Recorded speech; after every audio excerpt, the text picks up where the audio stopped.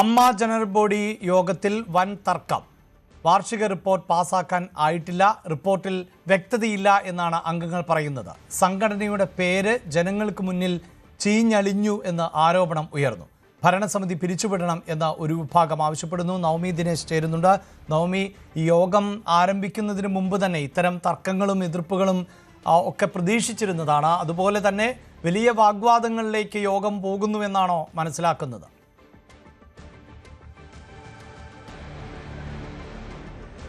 അതെ അഭിലാഷ്, എന്തായാലും യോഗം പുരോഗമിക്കുകയാണ്. വലിയ വാക്കുതർക്കങ്ങൾ തന്നെയാണ് ഉള്ളിൽ നടക്കുന്നത്. മോഹൻലാൽ അടക്കം വൈകാരികമായ പ്രതികരണം നടത്തിയെന്നാണ് അറിയാൻ സാധിക്കുന്നത്. ഇതിൽ ഏറ്റവും പ്രധാനപ്പെട്ട കാര്യം ഈ വാർഷിക റിപ്പോർട്ട് പാസ്സാക്കാനായിട്ടില്ല. ആ വാർഷിക റിപ്പോർട്ട് അവതരിപ്പിച്ചതിൽ പോലും വലിയ തരത്തിലുള്ള സംശയങ്ങളും ഒക്കെ അംഗങ്ങൾ ഉന്നയിക്കുന്നുണ്ട്. അത് കൃത്യമായി പാലിക്കുവാനോ അല്ലെങ്കിൽ അതെല്ലാം പരിഹരിക്കുവാനോ ജനറൽ ബോഡിക്ക് കഴിഞ്ഞില്ല എന്നാണ് പറയപ്പെടുന്നത്. അങ്ങനെയാണെങ്കിൽ ഈ ഒരു വാർഷിക റിപ്പോർട്ട് പാസ്സായിട്ടില്ല എന്നാണ് അറിയാൻ സാധിക്കുന്നത്. റിപ്പോർട്ടിൽ വ്യക്തതയില്ല എന്നുകൂടി അംഗങ്ങൾ നിലപാടെടുത്തിട്ടുണ്ട്. അംഗങ്ങൾ തമ്മിൽ വലിയ വാക്കുതർക്കവും പരസ്പര ആരോപണങ്ങളൊക്കെയാണ് നടക്കുന്നത്. ഒപ്പം സംഘടനയുടെ പേര് ജനങ്ങൾക്ക് മുൻപിൽ ചീഞ്ഞളിഞ്ഞെന്നും അംഗങ്ങൾ പറയുന്നുണ്ട്. അതൊക്കെ വളരെ വൈകാരികമായിട്ടുള്ള ഒരു രീതിയിലുള്ള പ്രതികരണം തന്നെയായിരുന്നു ഇവിടെ നടത്തിയതും.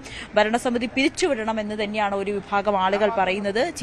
പേര് ചീത്തയാക്കിയത് സംഘടനയ്ക്കുള്ളിൽ ഉള്ളവർ തന്നെയാണ് എന്നുകൂടി പറഞ്ഞുകൊണ്ടാണ് ഇപ്പോൾ അത് പുരോഗമിക്കുന്നത്. എന്തായാലും ചർച്ച പുരോഗമിക്കുകയാണ്. ഇനിയിപ്പോൾ ഈ ഒരു ഭരണസമിതി അത് പിരിച്ചുവിടണം എന്നൊരാവശ്യത്തിൽ തന്നെയാണ് പല അംഗങ്ങളും ഉറച്ചു നിൽക്കുന്നത്. മോഹൻലാൽ അടക്കം ഇതിൽ വ്യക്തമായിട്ടൊരു ഉത്തരം പറഞ്ഞിട്ടില്ല. പക്ഷേ അത് അദ്ദേഹം പ്രസംഗിക്കുമ്പോൾ പോലും വളരെ വൈകാരികമായിട്ടുള്ളൊരു പ്രതികരണം നടത്തിയെന്നാണ് അറിയാൻ സാധിക്കുന്നത്. പല വനിതാ അംഗങ്ങളും വനിതാ താരങ്ങളുമൊക്കെ അത്തരത്തിൽ വൈകാരികമായ പ്രതികരണമാണ് നടത്തിക്കൊണ്ടിരിക്കുന്നത്. അഭിലാഷ്, അമ്മ ജനറൽ ബോഡിയിൽ വലിയ തർക്കവും വിയോജിപ്പും എതിർപ്പുകളും ഒക്കെയാണ് ഉയരുന്നത്. വാർത്തയുടെ വിശദാംശങ്ങളാണ് നവമി നൽകിയത്. കൂടുതൽ വാർത്തകൾക്ക് news 18 Keralam YouTube channel subscribe ചെയ്യുക.